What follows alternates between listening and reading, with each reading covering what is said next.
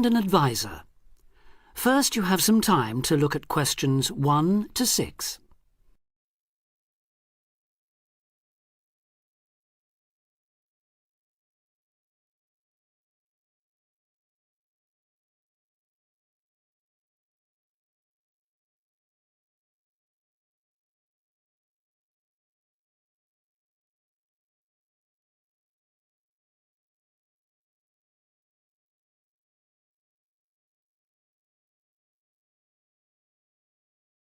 Now we shall begin. You should answer the questions as you listen because you will not hear the recording a second time.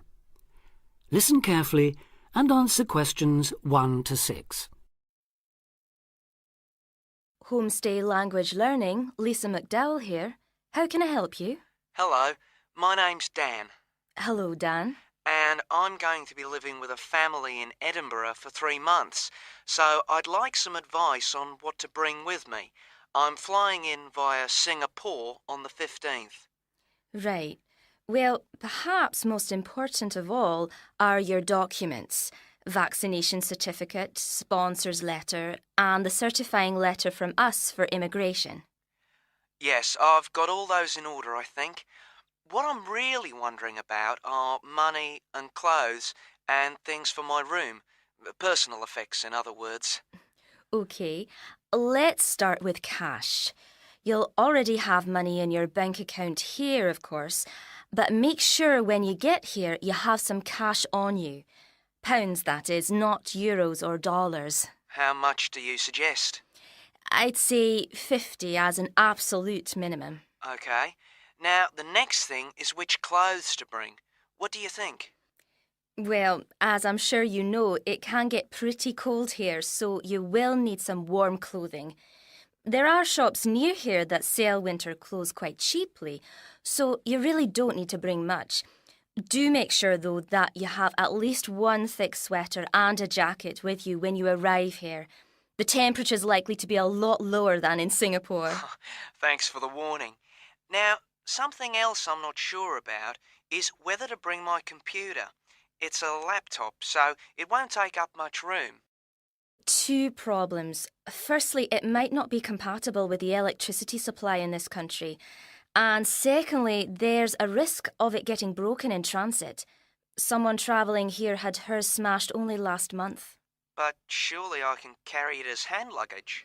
Usually, yes, but because of all the tight security right now, you may have to check it in.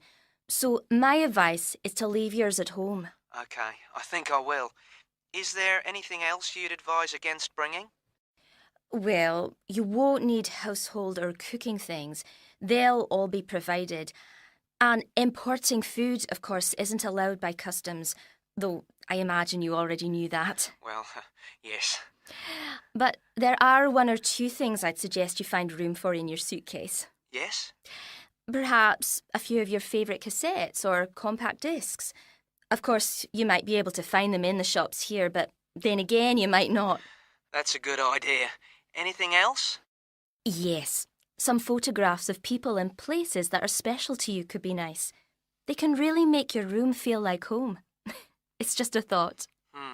I'll see if I've got a few good ones. Before you hear the rest of the conversation, you have some time to look at questions 7 to 10.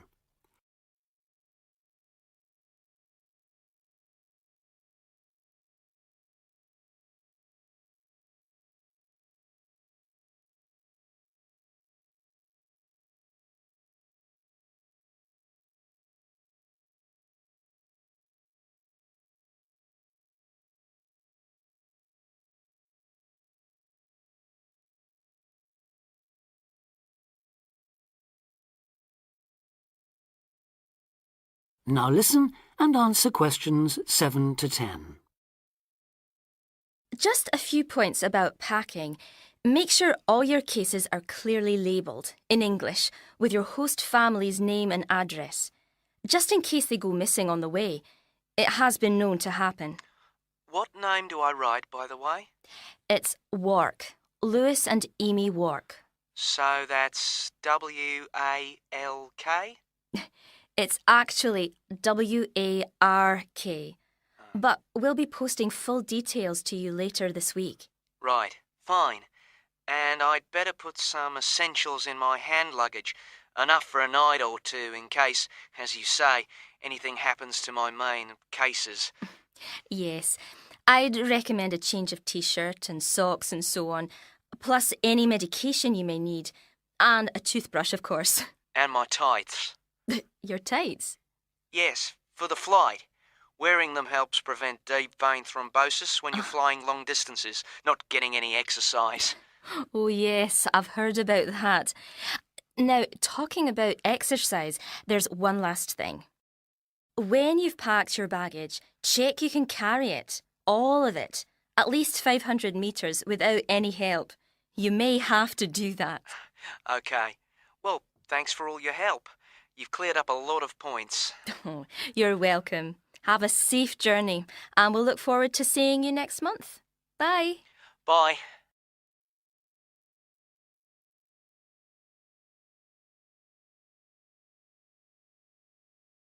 That is the end of part 1.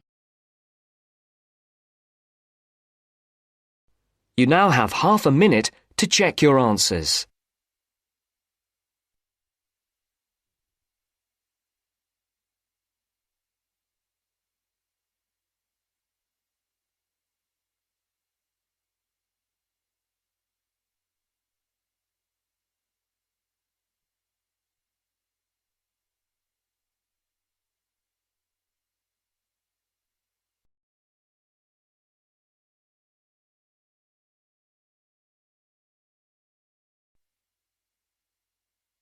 Now turns to part 2. Part 2. You're going to listen to a talk about the food we eat. First, you have some time to look at questions 11 to 15.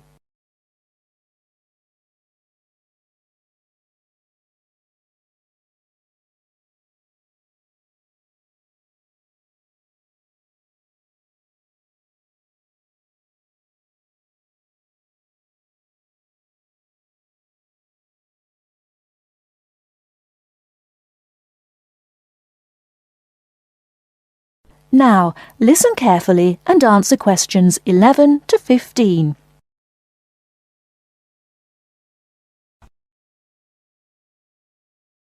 Welcome to The Food We Eat, sponsored by Safeway. Increasingly, we know more about the effects of our eating habits and lifestyles on our health.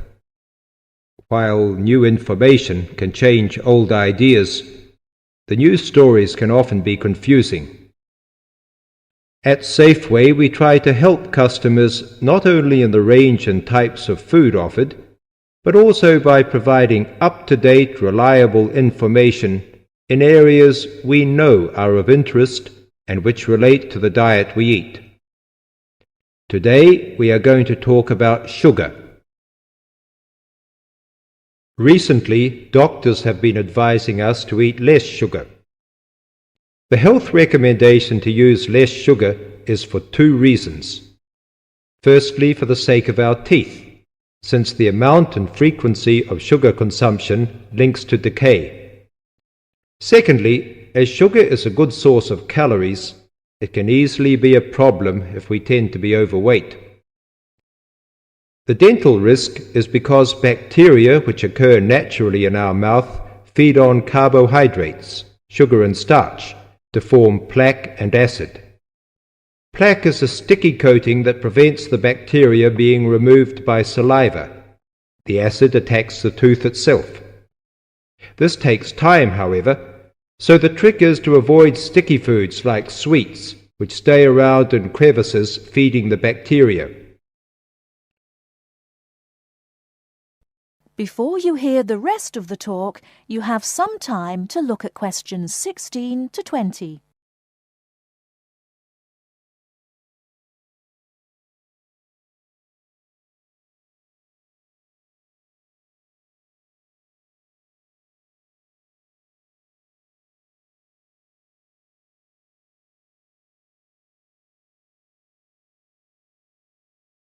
Now listen and answer questions 16 to 20. Regular brushing, preferably with a fluoride toothpaste, helps remove particles and resist acid. The worst thing you can do is nibble sweet things between meals. It puts your teeth under constant attack. A sweet tooth develops gradually, and you might be surprised at how you can steadily unlearn the taste, taking in fewer calories and saving your teeth. Here's some ways. A. Gradually cut down the sugar in tea and coffee till you can stop altogether or switch to sweeteners. B. Choose snacks with a lower sugar content. Fresh fruit, raw vegetables, crackers, milk or low-fat natural yogurt. Remember, some fruits like raisins have lots of sugar. C. Look for reduced sugar alternatives. There are more and more around, from diet drinks to yogurts, even jams and sauces. D. Try gradually to cut back on the sugar you use in cooking, especially in baking. That is the end of part 2. You now have half a minute to check your answers.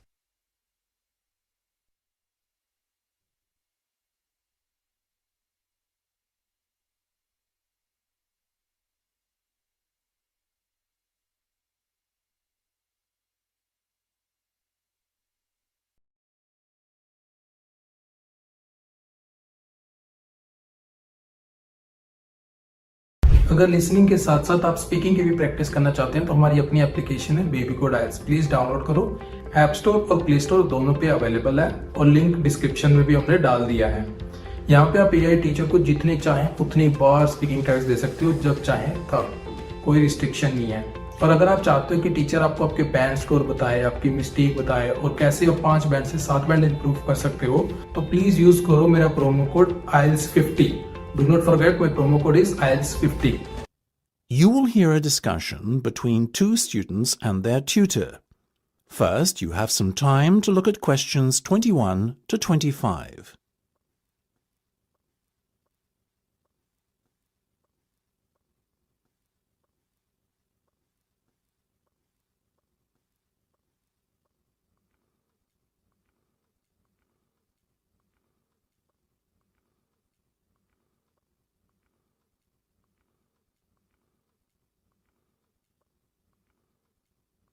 Now listen carefully and answer questions 21 to 25.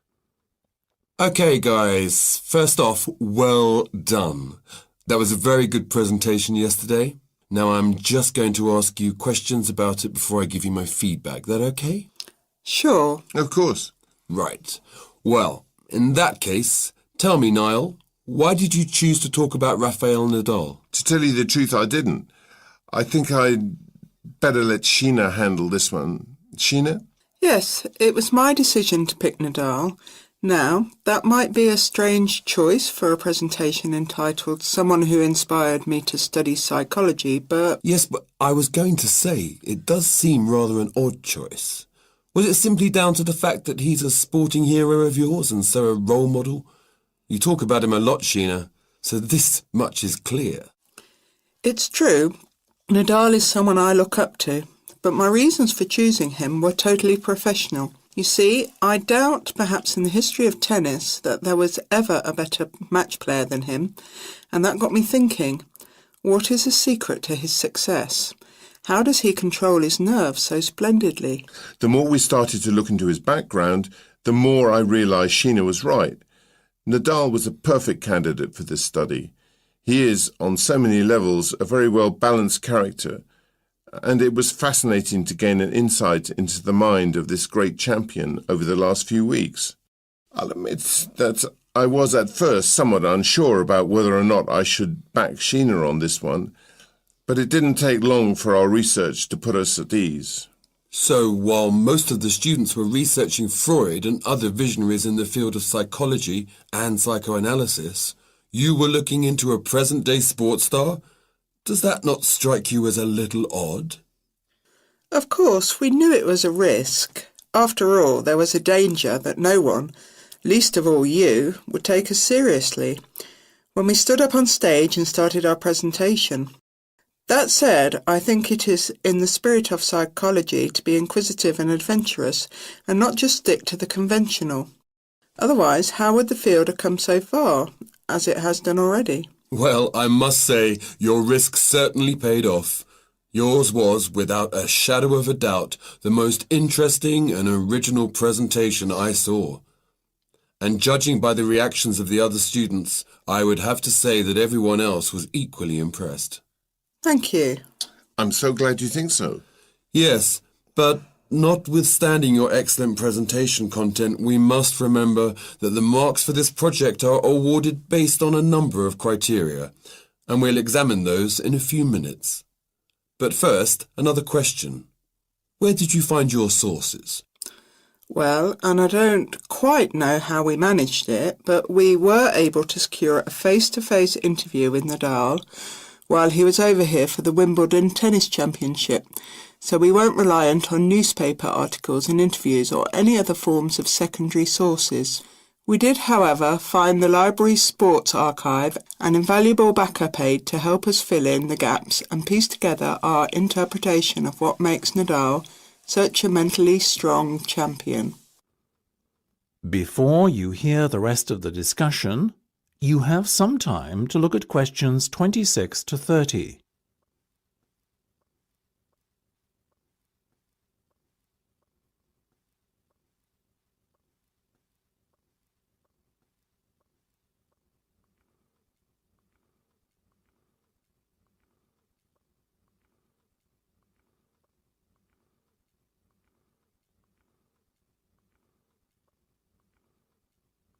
Now listen and answer questions 26 to 30.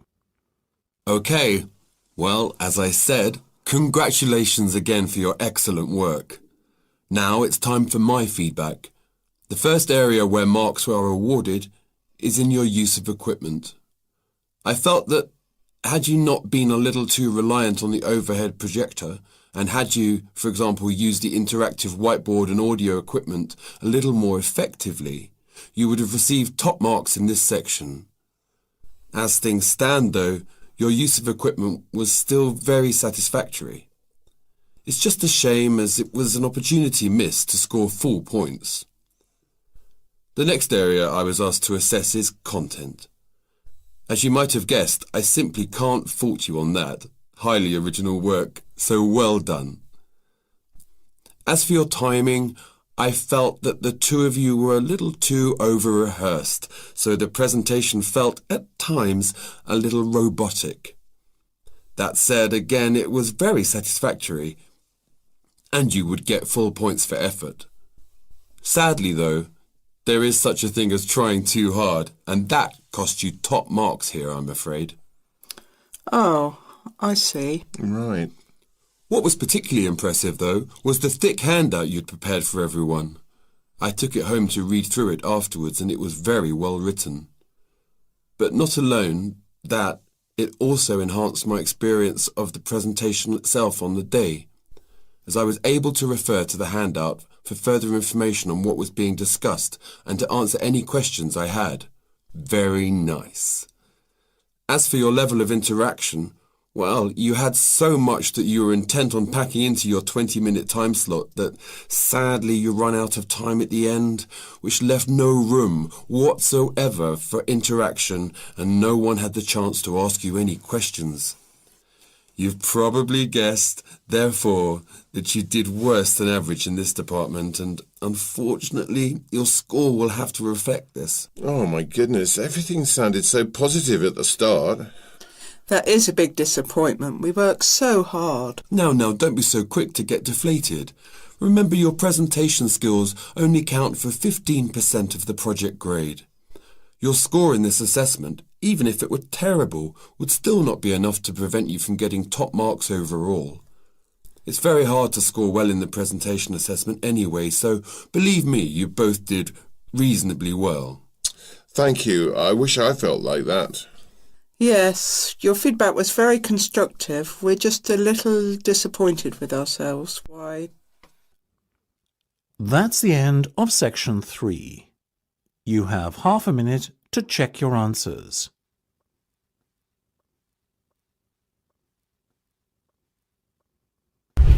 अभी तक baby code app download नहीं की तो यहाँ पे सिर्फ speaking listening reading writing सारे के सारे फ्री में मॉड्यूल अवेलेबल है, वो भी लेटेस्ट कंटेक्स्ट के साथ। और तो यहाँ पे आईएलटीएस की लाइव क्लासेस भी देते हैं आईएनटीपी अप्रूव टीचर फ्री में।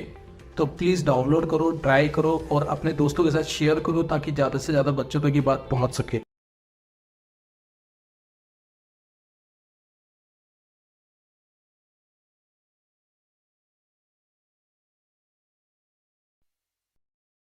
Now turns to Part 4. Part 4. You'll hear an introduction about the tutorial courses of the physics school. First, you have some time to look at questions 31 to 40.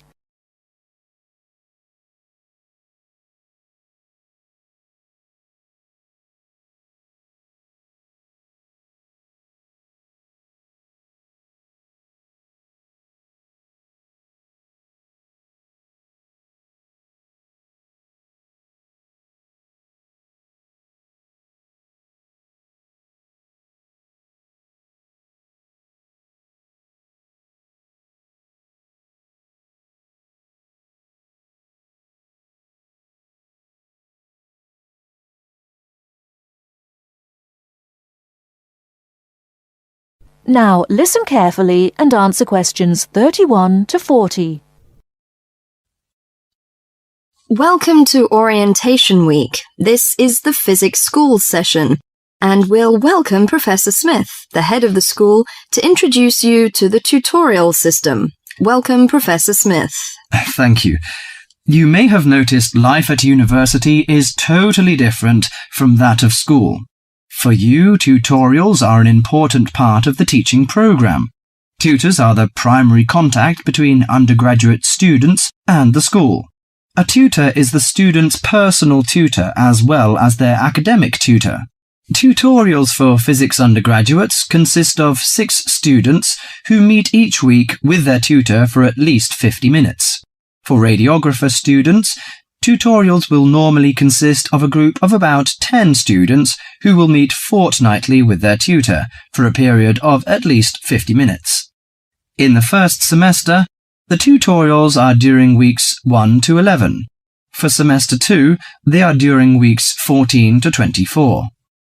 Everybody involved is expected to be present and on time, and the tutor will also be available in week 12 and 25 to discuss problems that arise during revision, but attendance by students is optional. Now I'm going to introduce to you the stages and activities of the tutorials. The induction period is from week 1 to 3. I know that a significant minority of you experience culture shock during your first few months at university, and the important function of this stage is to identify students who are having difficulty integrating into the academic program. In particular, tutors should check your attendance of lectures, tutorials, laboratory sessions, and this sort of things. Tutors also help you tackle work in a systematic and effective manner. Stage 2 begins from the 4th week. Some tutorials of this period are to be devoted to discussion or going over the students' lecture notes, but approximately 50% of tutorial time is to be devoted to coursework. You should finish the weekly homework assignments of 2 hours duration with at least 50% involving written work. At least 8 homework assignments during the year should involve answering problems set on coursework.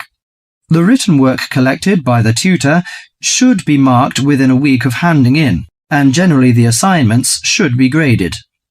The 3rd stage starts from week 8 till the 10th.